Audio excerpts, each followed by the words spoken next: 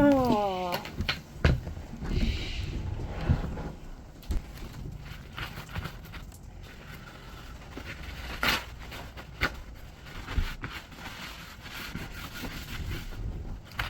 This is why Ben doesn't let me do things. This is why I'm not allowed nice things.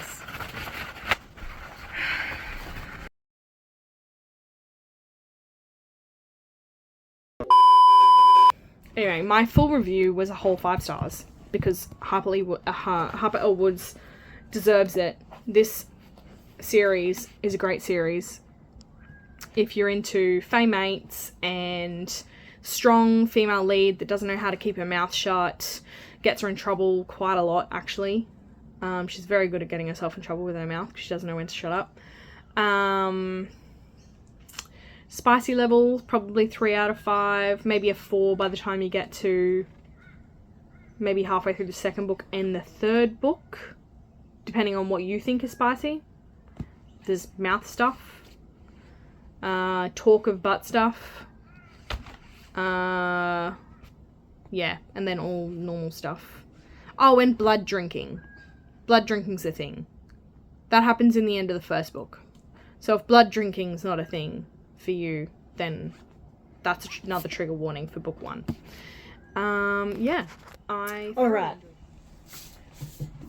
We get to talk about of Flesh and Bone by Harper L. Woods. I have the oh, hang on. Before I go any further. Always. I am definitely not capable of doing book reviews without giving some spoilers. So if you want a book review with no spoilers, you should definitely turn me off. If you're happy for some spoilers, then you can keep watching. So I'm going to give you a book review on the Flesh and Bone series by Harper L. Woods. So I have the unfortunate circumstance where I read these books I read books really quickly in general. And I tend to forget the individual plots of each book, and they all kind of just meld into one story. So I'm going to try my hardest to remember each individual book plot to give you like an accurate book review, because I finished these rather quickly. I like inhaled them and they were so good. So yes. This series is about our main character is a female. Her name is Estrella. There are content trigger warnings in the front of her books, which I actually love. Something new, because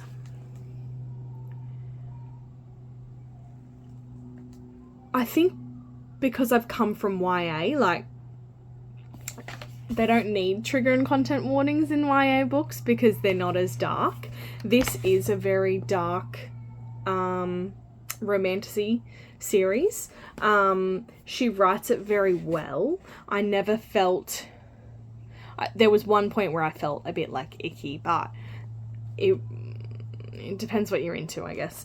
But anyway, I love that they have little trigger and content warnings at the start of her books. I think it's really cool. Anyway, so Estrella is a normal human. She lives in the poorest area of her kingdom? Area? I'm not really sure what to call it. There's no map of where she's from. There is a map in general.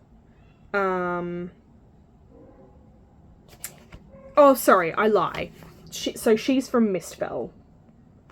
This is the full map that you'll find in the front of all 3 books. And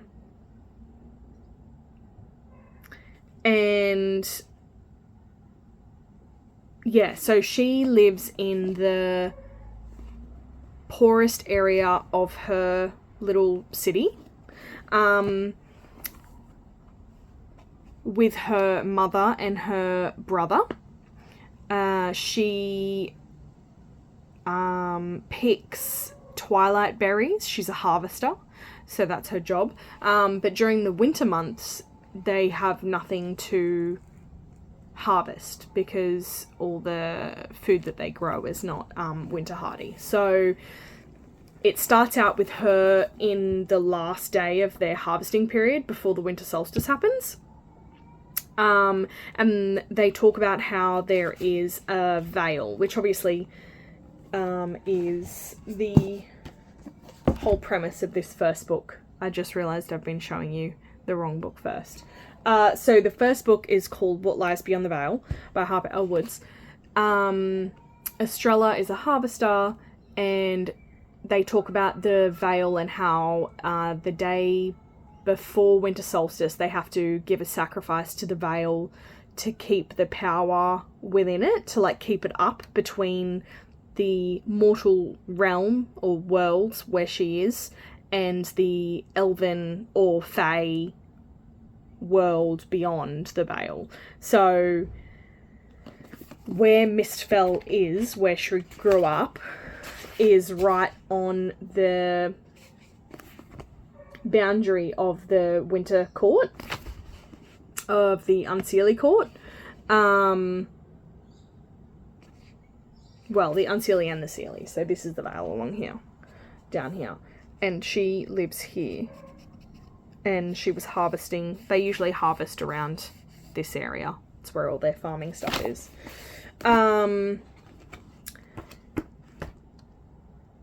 So the individual plot behind this book is the sacrifice that happens to the veil to keep the power of the veil up.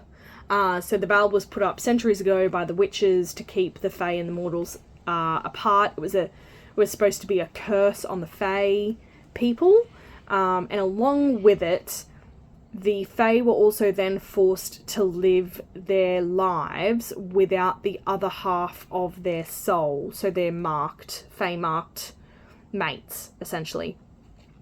And I think the statistics were somewhere around like the 80% of fae mates are usually human. So when the veil went up, there were thousands and thousands of fae that were left for centuries and still have been left for centuries and centuries and centuries of living without the other half of their soul, without their mate, because they've been stuck on the other side of the veil in the mortal realm, or living with the mortals. And so eventually, no, I'll step back a little bit.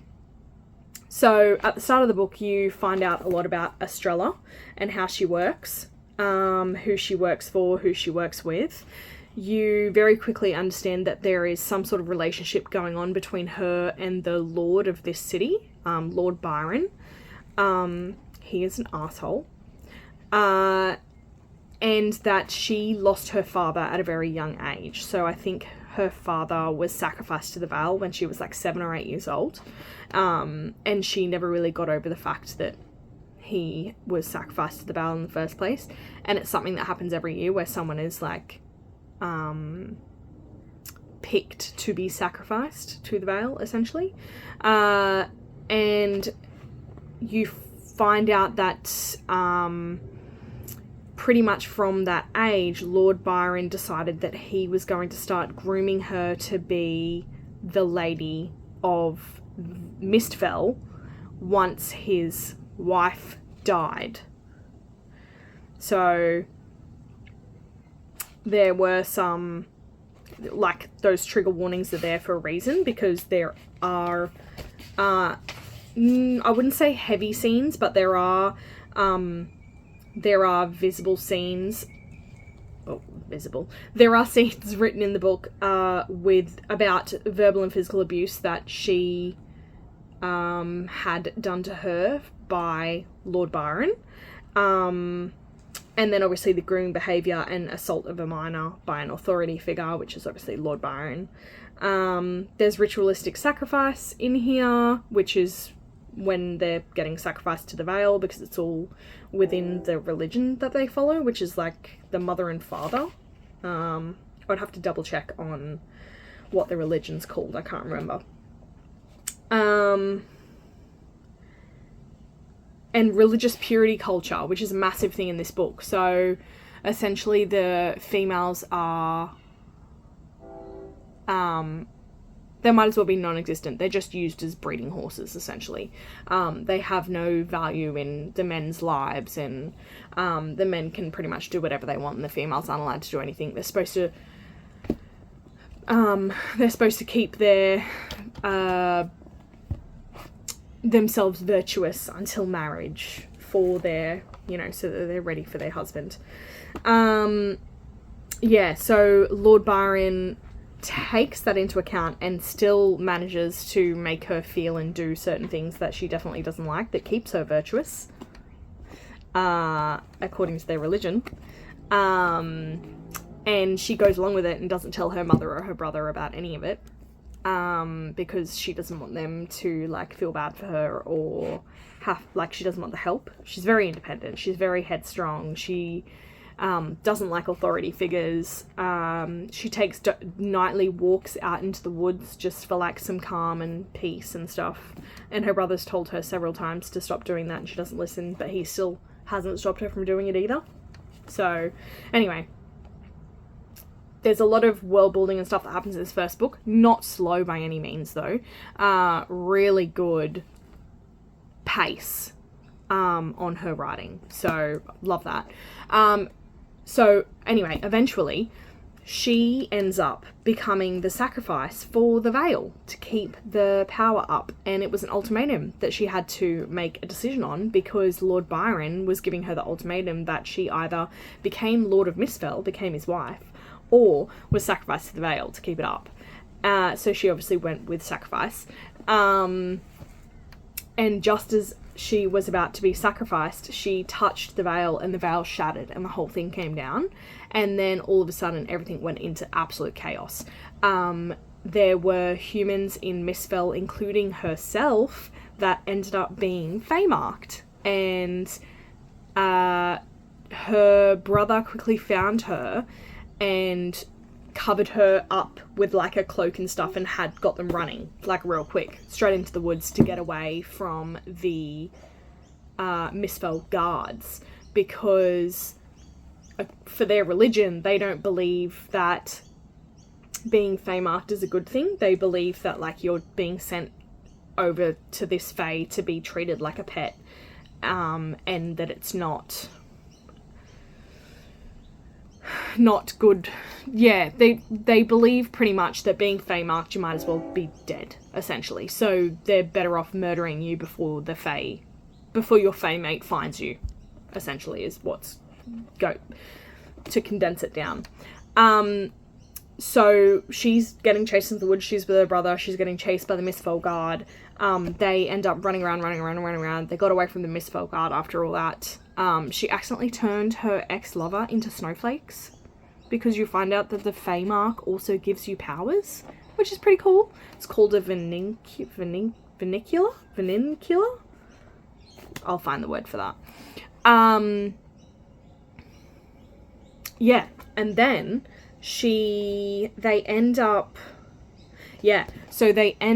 in a little town, and they're just trying to find somewhere to sleep for the night, and her brother goes off to speak to the owner of the pub in the town to say, we're gonna sleep, can we have a bed for the night, and I'll do work for you in the morning, essentially. And while he's off doing that, she's resting in the barn, and all of a sudden there's, like, another Fey-marked in the barn, and there's, like, an instant connection.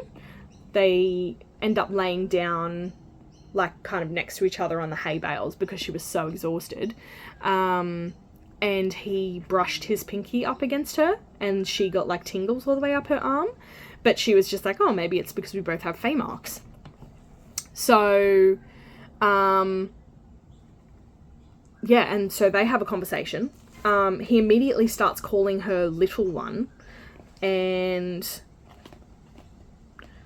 my star, and, like, I was really confused when, so when this other Fey-marked person comes in, you're like, why is he coming, like, he just feels like he's coming on so hard, like, he's like, I want you right now, and we're all like, why? Oh, vernaculum, yeah, it's the word I'm looking for. but you don't realise until maybe the end of this book or the start of the second book, one of the two. Probably... yeah, I think you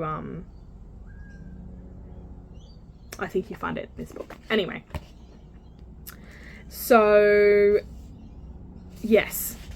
You find out in this book. Anyway, so the brother comes back in to the barn, sees the other Fey-marked man that she was lying next to, that they're in the barn together. His name is Callum. And the brother was like, absolutely not, this is not happening, we're leaving immediately, and then pulled Estrella back out of the barn, and they started going, they were gonna like travel to another town, and then they ran into the Mistfelguard again. Oh, no, they ran into the Wild Hunt, and they got into a fight, and she is a semi-decent fighter, so her ex-lover was a soldier for the Mistfelguards, and so he showed her like a few techniques to be able to take someone down if they tried to hurt her. So she does know some fighting techniques, which was really cool, and does a great job of like fighting in general in all three of these books, and she gets better as it goes along. It's so good. Anyway, and then so they get caught by the Wild Hunt. They're like on the edge of a cliff. There's a raging river down below, and then Callum turns up out of nowhere and tries to defend her, tries to, back the Wild Hunt off. And the brother ended up going over, the brother tackled her to the ground and went to go murder her with his own knife, because he was like, this death is better than being in her hands. Her who? And then Callum saw what was happening and flicked the brother off of her into the raging river below, over the mountain. And she was like, whoa, what the hell? Jumped over after him to try and save him, and then nearly got frostbite and hypothermia before Callum then ended up finding her and saving her again. And then you go into the story of she doesn't find the body of her brother. Doesn't, no idea what's happened. We're assuming he's definitely died. And then we get to go into the story of her and Callum traveling together to get to Alfenheimer, which is like the main city of the Elven kingdoms, essentially. So they obviously run into cave beasts and the Wild Hunt and Mistfelguards while they're on their travels, going through the kingdoms, trying to get to their destination. They're trying to find the rebel forces, all this sort of stuff. And then,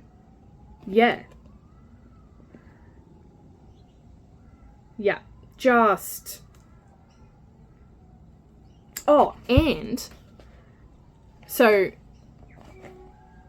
obviously, you end up finding out that he is Fae and is actually her mate, and he was just using a really, really, really good glamour that not even the Wild Hunt could see through, because he's also a prince, obviously. But then you find out that he's the Prince of the Dead. He's the god. Well, he's the Prince of the Dead, essentially. And she found out, I was just like, this last page was just, and yes.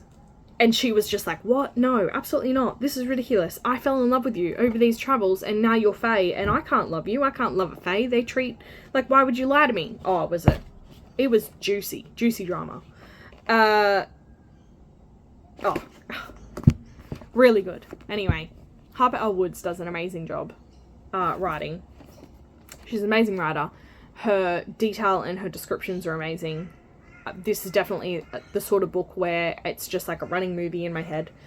And the twists and the turns and the drama and the spicy bits in here, definitely spicy. Probably like a 3 out of 5 spicy rating.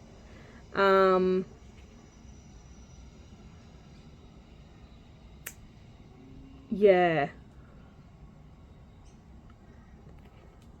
Yeah. Really good. And yeah. Anyway. And then moving on to book 2. So What Hunts Inside the Shadows is book 2. This starts out with... So we start off this book and we get a chapter from Caldrus. Or Callum, sorry. Callum's prince name is Caldrus. God name. He's a god. He's a... What is he? He's not a primordial. Where is it?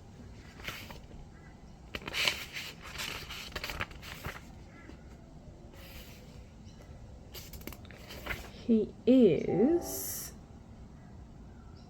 God of the Dead. He is a god. He's an old god. He is God of the Dead.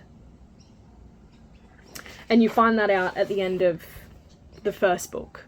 So he is God of the Dead. His god name is Caldrus, but Callum is his birth name given to him by his birth mother. And yes, the prologue, you get a chapter from Caldrus and how he feels and sees things, which is really cool. He's such a little baby. He loves her so much. It's very cute. Because, so, a part of the story is that the humans have 13 lives, essentially. And every time you die, you go back into the cycle to reincarnate as somebody else, but your soul is still the same. So your soul has 13 lives, essentially. And he's known her in all of her lives because of her soul, because he's been connected to her since the bonding thing went in, the Feymark bonding thing went into, like, snapped into existence. And because he can feel her down the bond, he's always known that he's had a mate, but that he hasn't been able to get to her. And so he's felt all of her lives and how she's died and lived and all that sort of stuff. And she's obviously never felt any of this because the Feymark didn't come into existence on her until the veil fell down. So this first chapter is really cute because you don't really get a lot of... You do get chapters from him in the first book. But yeah, this prologue chapter is really cool. I like that it's by him. And then for the second and third book, you get more and more chapters between the two of them. She is beyond words. Like, she's so mad. So at the end of the first book, they ended up at this town that had been completely decimated by the God of the Dead. And then she figured out that he was the God of the Dead and that he had all this power and that he would do anything to make sure that she stayed alive and to save her. And they got attacked in this town and he showed her powers and turned into the god in front of her, scared the absolute crap out of her. And then he surrounded her with, like, a little circle of skeletons so she couldn't run away, so he could try and, like, just talk and be like, hi, I'm still the person you fell in love with. And she was, like, not having a bar of it. Yeah, and then so the first part of this book is a lot of her, like, double backing on everything she thought and felt, and, you know, what is she supposed to be doing and who she's supposed to be with, and, you know, why did I end up getting fame? Yeah, very, like, she's just questioning her entire existence, essentially. And it's really cool. And she learns more about the Fae and how they work and why Callum does what he does. So he helps the Wild Hunt bring the rest of the Fey-marked humans to the Shadow Court so that the Fae in the, I believe the Shadow Court is in the Unseelie Court. So they can find, where is the Shadow Court? The Shadow Court is in the Unseelie Court, yes. So that the Fae in the Unseelie Court can find their mates in these Fae-marked humans. So they do a lot of travelling in this book. They're travelling together with the Wild Hunt and also the witch that she met down in the Rebel Tunnels in the first book. And another lady that you end up finding out is kind of her sister, like Estrella's sister. So you end up finding out that the witch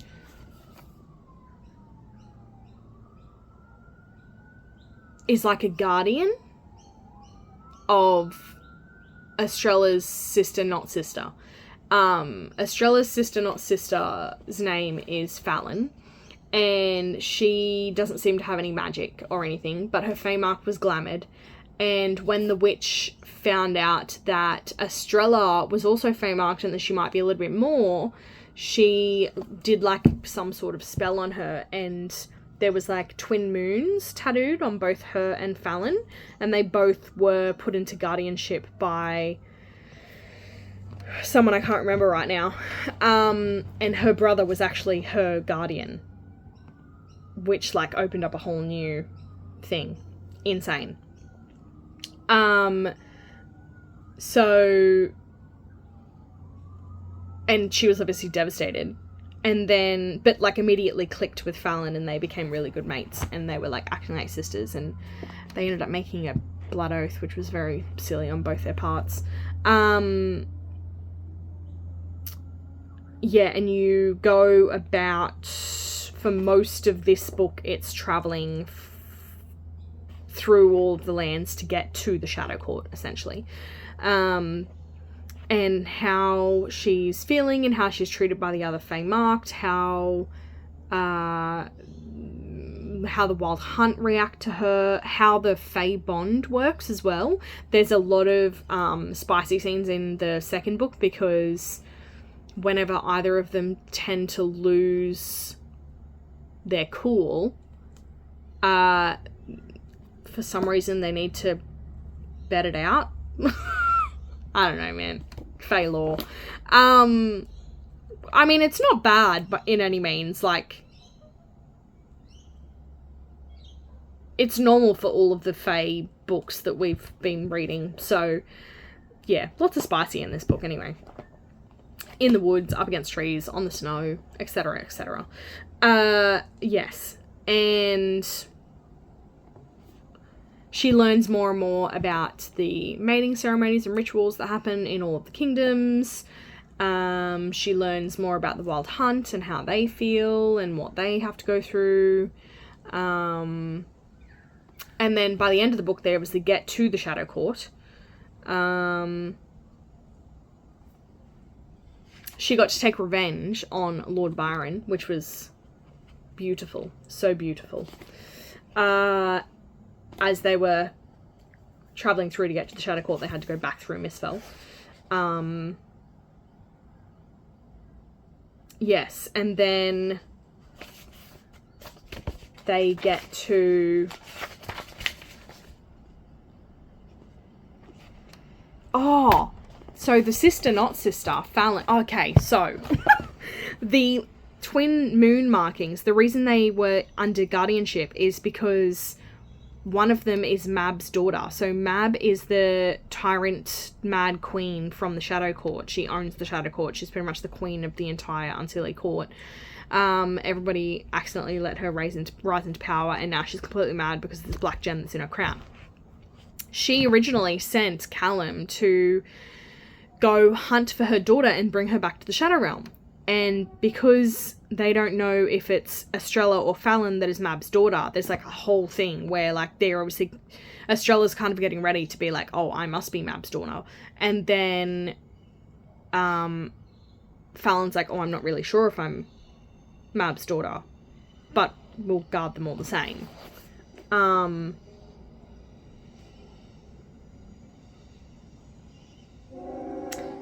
And then you find out who is Mab's daughter at the end of this book.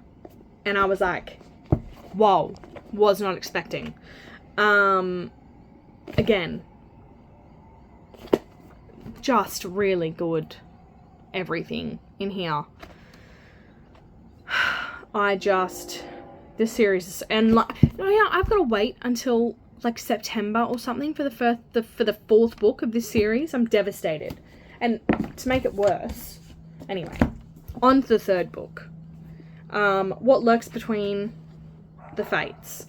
So this book is all set in the Shadow Court. They all make it to the Shadow Court. And after you find out who is Mab's daughter and who isn't, there's this whole big power play that goes on. And on top of this, Mab is not very happy that Estrella, or that Callum has found his mate, and that she also happens to be Fae, and that she also happens to have powers. Mab is not very happy about any of this. So when they stepped onto fairy soil, both Fallon and Estrella essentially turned into Fae. So they were human throughout the entire rest of and they had Fae abilities from their marks. But when they stepped onto fairy soil, that's when they actually completely turned Fae. They still have a human life span at the moment until they're bonded with their mate, and then they can live for hundreds and hundreds and hundreds of years. And that's excruciatingly painful to turn into Fae, as when they get onto fairy soil. So yeah, Mab's not very happy that Callum's found his mate and that she's Fae and that she has powers and that she seems very powerful, but Callum doesn't want to tell her about anything about Estrella because Callum's worried that Mab is going to put Estrella under her command as well. So Callum has a snake that's holding his heart, essentially, which gives Mab direct command over Callum's body and his actions. So his mind is still his, but if she commands him to do something, he has to do it, and he'll see everything and he'll feel everything, and he can't do anything about it. Very horrible. And so he's really worried that Mab's going to do the same thing to Estrella. But then Mab actually tries to befriend Estrella because she's so powerful in Mab's eyes. Mab would prefer to have her as a friend as opposed to her hating her and having to put the snake around her heart as well. So there's a massive power play that happens in this book, and Estrella ends up learning more and more of her powers. So she's given some little royal luxuries. She gets her own bedchamber with her lady-in-waiting and all that fun stuff. And then Callum has his own bedchamber, so Mab's trying to keep them apart at the moment, but because they're both miserable guts without each other, she has to give them a few nights together, depending on how Estrella does with her testing stuff with her powers, because Mab's trying to figure out what her powers are. Nobody knows what Estrella is, so we just know that she has powers. So the powers that she shows by this book, she can darken the entire sky, like literally take the moon and stars out of the sky. And then she also has the powers of the Winter Court, which are the same as Callum's, which are the ones that are connected to her via the bond that she has with Callum, because Callum is of the Winter Court. His birth mother is the Queen of the Winter Court. And the only reason he ended up at the Shadow Court, I don't know if we know why he ended up at the Shadow Court. Oh, he was stolen as a child, like a few days old, as a baby, by Mab in the Shadow Court to be one of her children, as she calls them. But she is also a very horrible queen. And trigger warning for her, she is a horrible, horrible person. She does horrible, horrible things to her children, including sexual and physical exploitations of them. Because it's fun. It's game, apparently, to her. And Callum is super worried that she's going to try and do the same thing to Estrella. And because he's her mate, he, like, gets full, like, Fae beastie about it. yeah, so Estrella holds her own in this book still. And they have a lot of communication about how Estrella's feeling and what she wants to happen and how she wants to be an equal, and she doesn't want to be tied down to, you know, marriage and family and having kids, and because that was all that was expected of her when she was in Misfell. So she was like, well, I don't want that life, I want freedom. And Callum's like, well, I can give you all the freedom you want, but we should bond, because then I can take over Mab, and then Mab won't be and then you would be queen. And she was like, but that's still chains. So she's coming to terms with what freedom means to her and how she can go about still getting the freedom that she wants within that contract, essentially. So, again, very good. And I'm very upset because the last page of this book, so in the back of all these books, there's a glossary of terms. But normally, so in the end of the second book, there's like a blank part before it then goes into the acknowledgements and the glossary of terms.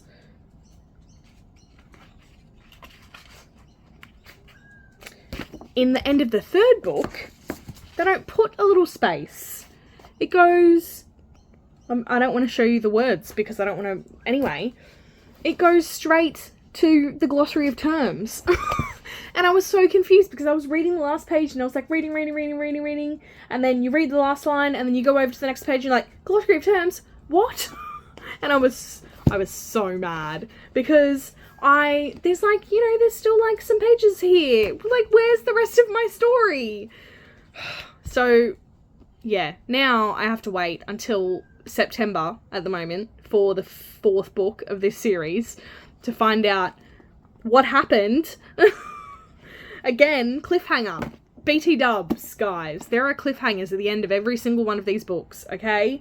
If you don't want to have to wait another 6 months for the fourth book to come out, don't read this series yet unless takes you 2 months to read a book. One book. Because I was like, real quick, I was full into it, and then glossary of terms. Anyway, Harper L. Woods has done a great job with all 3 of these books. I'm very excited for the 4th book. I cannot wait for it to come out. I absolutely need to know what happens in the story next. I am on the edge of my seat until September. This is a great series. The spicy... Oh, yeah, so the second book... So, what hunts inside the shadows is where it gets the icky bit. So, they talk about butt stuff. And I am not a fan. They don't do anything. They just talk about it. And then by the 3rd book, they do one thing, but it's not heavy or anything. But it's still, like, very, very close to butt stuff. So that was my ick for the 2nd and 3rd book, and it was something that I wasn't expecting. Like, it just came out of nowhere and I was like, whoa. Was not expecting that. Yeah, so that's the ick. If that's your ick as well, pre-warning that it's in there. I kind of, and this is going to sound really weird, kind of wanted it to happen. I wanted it to happen in the 3rd book so that I didn't have to think that it was, now I have to, like, not wait, but, like, essentially, it's got to be in the next book or the book after. Like, if it was in the 3rd book, it would have been done and over and I wouldn't have had to read about it again, but now I know that it's going to be in the next book, so I don't really know how to feel about it. Anyway, butt stuff is the ick. If none of the other trigger warnings, you know, are a thing for you, because they include the religious purity culture, verbal and physical abuse, references to grim behaviour, past physical and sexual abuse, ritualistic sacrifices, suicide and suicidal thoughts, and violation. Massive, massive one, especially in the Fae lore. It's very normal in a lot of Fae lore books that they talk about how the Fae do a lot of R-word to people, and it's quite, there's no scenes. that you read about, but it's talked about. So you know that it's happened in the past. But there's no actual scenes. But suicidal thoughts, and violation. I do believe that in one of these books there was even like a helpline number. I want to say here in Australia, the suicide helpline is 131114. If it's something that triggers you or something that you're working through or anything like that, please call Lifeline Australia or Blue or Beyond Blue or, you know, Black Dog, any of them. Call somebody and talk, because it's not worth the anxiety. It's not worth your life. I want to make that very, very, very clear. There is help, and I want you to make sure you keep safe. Anyway, back to the other trigger warnings and stuff. Graphic death, violence, and torture, which is very normal in a lot of fae books. Attempted sexual assault, not by the male lead. Again, no scenes, just talked about. Graphic sexual content, which is the spicy stuff that we're reading. And flesh-eating creatures, if that's something that's weird. They also, in the third book, they also have some scenes where there's other fae are skinning fae as torture. And that goes into quite a bit of description about how that looks and feels as well for the people that are getting skinned. So if that's something you're not interested in, that is another content trigger warning. I thoroughly enjoyed these series. I cannot wait for the fourth book to come out. And I am currently in the process of trying to read the second book of the Hades and Persephone series. So I will see you after that. Bye!